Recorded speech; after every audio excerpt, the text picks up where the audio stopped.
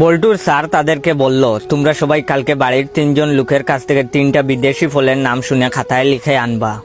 বল্টু বাড়িতে গিয়ে বাবাকে জিজ্ঞেস করলো, বাবা একটা ফলের নাম বললো তো। বাবা বললেন, তোর এইসব আজাইরা পেঁচাল শোনার সময় নাই। বল্টু এটা লিখে নিল। তারপর বল্টু তার দাদুকে বলল, দাদু বিদেশি একটা ফলের নাম বলো তো।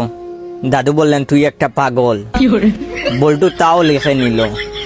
এরপরে বল্টু তার ভাইয়ের কাছে গেল, গিয়ে বলল, ভাইয়া একটা ফলের নাম বললো তো।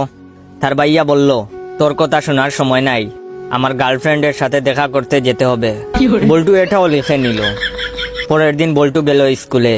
বল্টুর স্যার বলল, বল্টু তুমি বাড়ি থেকে যে 3টা ফলের নাম লিখে আনছো সেগুলো বলো। বল্টু বলল, তোর এইসব আজাইরা পেঁচাল শোনার সময় নাই।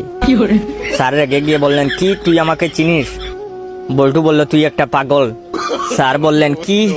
চল তোরে প্রিন্সিপালের কাছে নিয়ে যাব। তখন বল্টু বলল, তোর কথা শোনার সময় নাই, আমার এখন আমার গার্লফ্রেন্ডের সাথে দেখা করতে যেতে হবে।